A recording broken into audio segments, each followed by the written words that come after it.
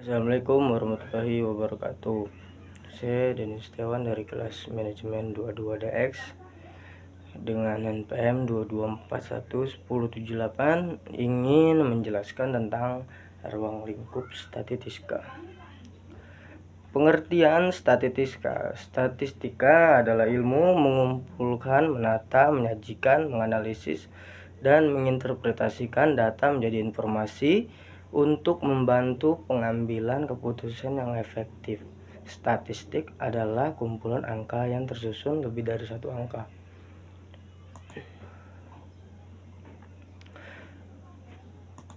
Jenis-jenis statistika. Statistika deskriptif adalah metode statistika yang digunakan untuk menggambarkan dan mendeskripsikan data yang telah dikumpulkan menjadi sebuah informasi. Penyajian statistika deskriptif dapat dalam bentuk tabel, diagram, ukuran, dan gambar.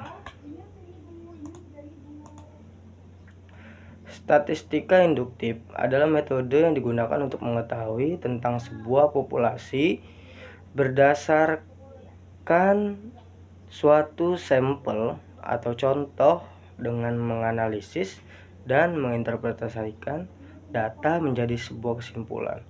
Populasi adalah sebuah kumpulan dari semua kemungkinan orang-orang, benda-benda, dan ukuran lain dari objek yang menjadi perhatian. Sampel adalah suatu bagian dari populasi tertentu yang menjadi perhatian.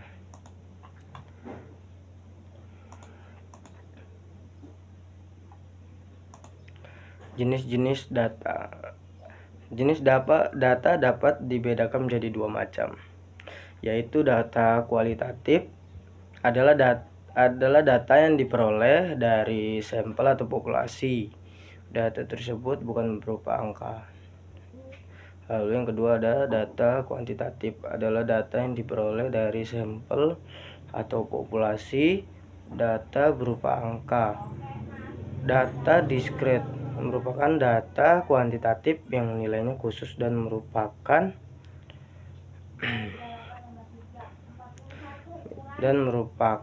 hasil perhitungan serta biasanya berupa bilangan bulat. Data diskret seperti jumlah mobil 012 dan lain-lain. Data kontinu merupakan data kuantitatif yang nilainya menempati sebuah interval pengukuran dan merupakan hasil pengukuran serta bisa berupa bilangan pecahan dan bulat. Contohnya berat badan 60,1 kilo dan 80,5 atau bisa 60 dan 80 kilo.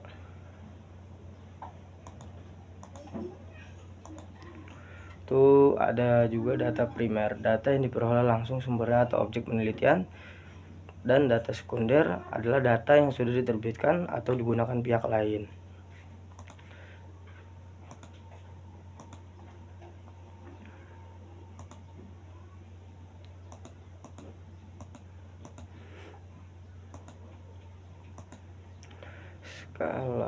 Skala ordinal, data yang sudah diurutkan dari jenjang yang paling rendah sampai yang paling tinggi atau sebaliknya, tergantung peringkat selera pengukuran yang subjektif terhadap objek tertentu.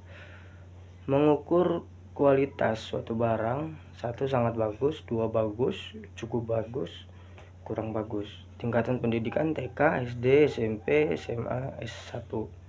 Ukuran daya listrik 2200, 1300, 900, 450. Skala interval adalah skala yang menunjukkan jarak antara satu data dengan data yang lainnya. Skala interval memiliki sebuah titik nol. Standar nilai mahasiswa untuk mencapai IP huruf A 4, B3, C2, D1, dan E0. Nilai intervalnya A dengan B, 4 kurang 3 sama dengan 1, B dengan D, 3 kurang 1 sama dengan 2. Skala rasio adalah skala pengukuran yang mempunyai sifat pengukuran dan tidak memiliki sebuah titik nol. Contohnya umur manusia, tinggi badan, dan tinggi pohon. Tujuan pengumpulan data yaitu mengetahui jumlah elemen atau objek yang akan diamati, mengetahui karakteristik dari elemen tersebut, Populasi, kumpulan dari seluruh elemen jenis tetapi dapat dibedakan satu sama lainnya. Sampel, sebagian dari populasi. Elemen, unit terkecil dari objek penelitian, karakteristik, sifat-sifat, ciri-ciri atau hal-hal yang dimiliki oleh elemen.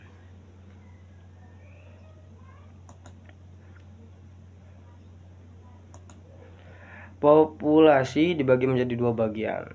Populasi terbatas, di mana ada batasnya secara kuantitatif, dapat dihitung misalnya jumlah mahasiswa STTPLN. Populasi tak terbatas, di mana banyak populasinya tidak bisa dinyatakan oleh kuantitatif, misalnya berapa liter pasang surut air laut.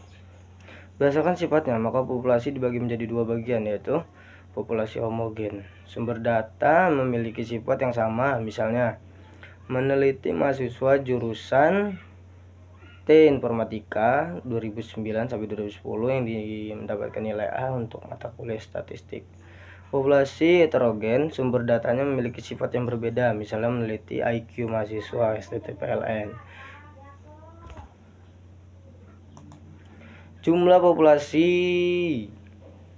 dinotiskan dengan huruf N adalah banyaknya kategori populasi penelitian yang diteliti. Jika populasi peneliti kita adalah seluruh mahasiswa Vkom Unpad, maka jumlah populasinya adalah 1, N sama dengan 0. Jika populasi penelitian kita adalah seluruh aktivitas akademika Vkom Unpad, maka jumlah populasinya adalah 3, N sama dengan 3, yaitu kelompok mahasiswa, kelompok dosen, dan kelompok staf administrasi. Untuk jumlah populasi yang telah diketahui dapat digunakan rumus Taro-Yamane. Untuk menghitung jumlah sampel yang diperlukan, N kecil sama dengan N besar dibagi N dikali D pangkat 2 plus 1, dimana N kecil adalah jumlah sampel, N besar jumlah populasi, D kecil level signifikansi yang diinginkan, umumnya 0,05 atau 0,01 tergantung tingkat kepercayaan kesalahan yang terjadi. Contoh, seorang peneliti yang akan meneliti mahasiswa STTPLN jurusan informatika yang telah mengambil mata kuliah statistik yang banyaknya 300 orang. Berapa besarnya sampel yang akan diambil? Dengan D 0,05.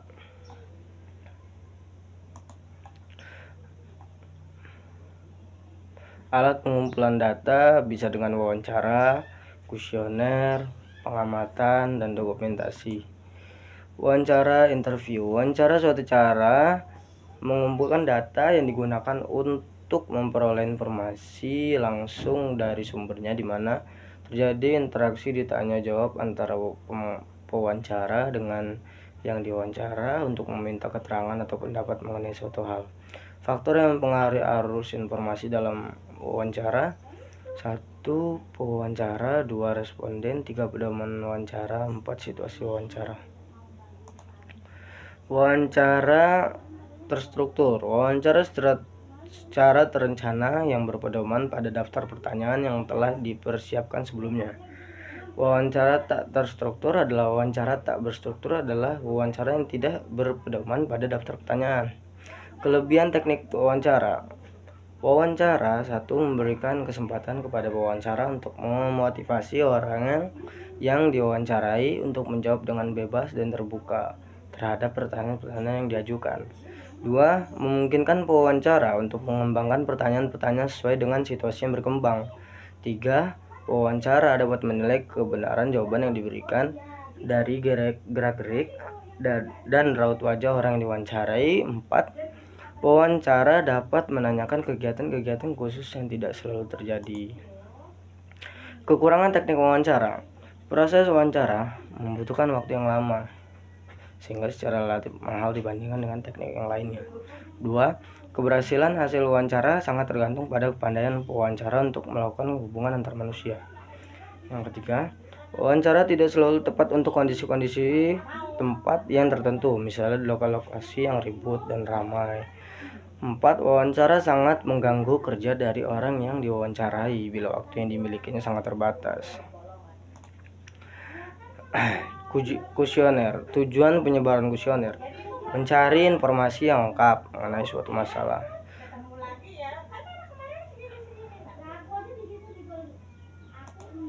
Contoh kuesioner terbuka, mata kuliah apa saja yang saudara ambil pada semester 2. Keuntungan kuesioner terbuka bagi responden, mereka dapat mengisi sesuai dengan keinginan sendiri dengan keadaan yang dialaminya. Kedua, bagi peneliti akan mendapat data yang bervariasi.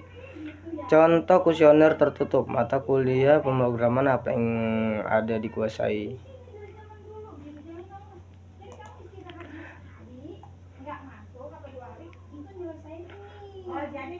Pengamatan adalah pengumpulan data melalui pengamatan dan pencatatan oleh pengumpulan data terhadap gejala atau peristiwa yang diselidiki pada objek penelitian. Contoh pengamatan, observasi tentang jumlah kendaraan yang lewat di jalan tol Jakarta Cikampek untuk menganalisis tingkat kepadatan di jalan tol. Kelebihan observasi, data yang dikumpulkan melalui observasi cenderung mempunyai keandalan yang tinggi.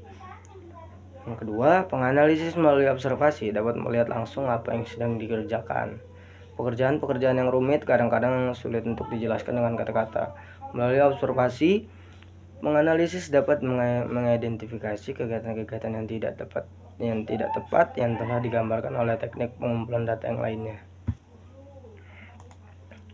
Kelemahan observasi yaitu memerlukan banyak waktu. Yang kedua, tidak dapat digunakan pengumpulan data masa lalu dan akan datang. Yang ketiga, umumnya orang yang diamati merasa terganggu atau tidak nyaman sehingga akan melakukan pekerjaan dengan tidak semestinya. Yang keempat, orang yang diamati cenderung melakukan pekerjaan dengan lebih baik dari biasanya. Hasil observasi bisa 3 macam, yaitu hasilnya sama dengan informasi sebelumnya yang sudah diperoleh lewat wawancara, studi, perpustakaan, dan sumber lainnya. 2. Hasil observasi bersifat komplementer atau melengkapi informasi yang sudah ada di sumber lain. 3. Hasil observasi bersifat kontras atau sangat berbeda dengan informasi yang sudah diperoleh sebelumnya. Baik, terima kasih. Itu saja yang bisa saya sampaikan tentang ruang lingkup statistika. Saya ucapkan Assalamualaikum warahmatullahi wabarakatuh.